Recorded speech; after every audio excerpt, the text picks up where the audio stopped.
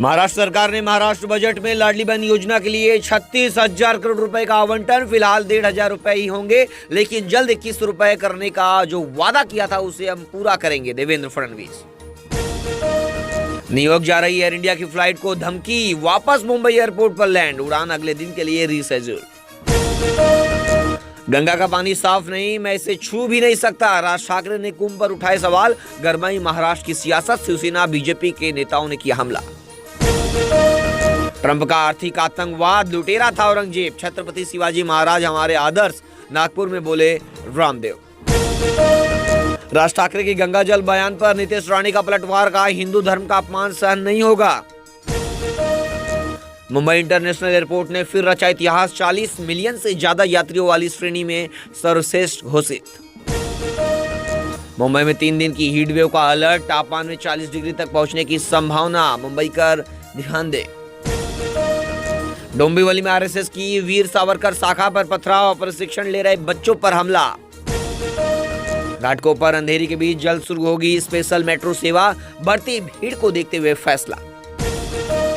मुंबई गोवा यात्रा अब होगी आसान, जून से शुरू हो सकती है रोरो सेवा, मुंबई। महाराष्ट्र बजट 2025, अजित पवार का बड़ा वादा, 40 लाख करोड़ निवेश से 50 लाख नई नौकरियां। मुंबई मेट्रोपॉलिटन रीजन बनेगा ग्रोथ हब, महाराष्ट्र में बड़े पैमाने पर निवेश और रोजगार के अवसर।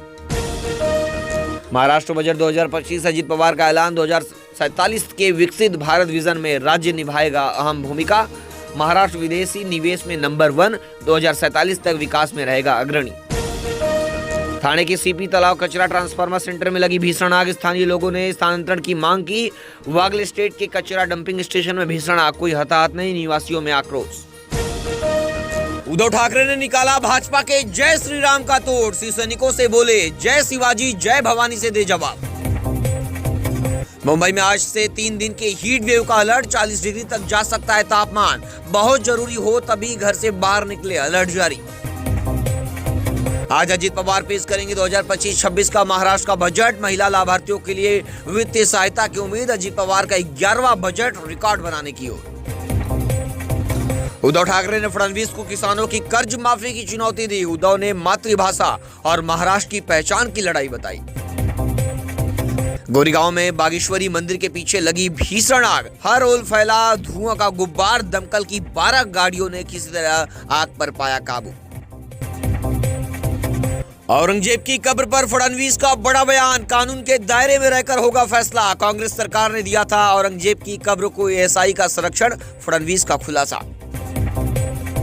अमरनाथ में महिला दिवस पर ट्रैफिक पुलिस का अनोखा उपक्रम, महिला कर्मचारियों और समाज सेविका का हुआ सम्मान।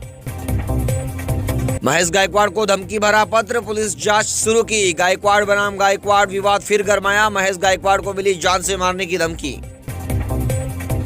मुंबई में फिर गहरा रहा जल संकट, सिर्फ जल भंडारण 45% बचा, बीएमसी जल्द ले सकती है जल कटौती का फैसला। गर्मी के बीच मुंबई करों का जल भंडारण 45% पहुंचा।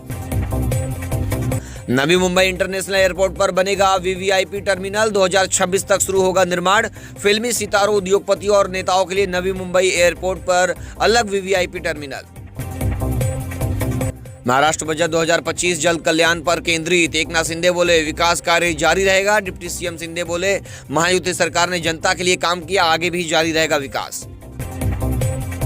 कुर्ला हादसे के बाद वेस्ट ने ढिंडोसी में शुरू किया ई बस ड्राइवरों का परीक्षण। कुर्ला दुर्घटनाओं के बाद सख्त कदम, वेस्ट ने ई बस चालकों के लिए ट्रेनिंग अभियान शुरू किया।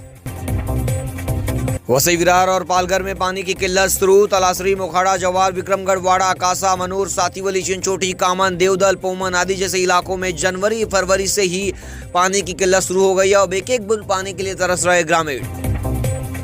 वसई विरार में विमानता होटल के पास खुदाई के दौरान मिट्टी का ढेर गिरने से 48 वर्षीय मजदूर ढेना हसौदा की मौके पर ही मौत हो गई। महानगर पालिका द्वारा किया जा रहा था सीवरेज चैनल निर्माण का कार्य।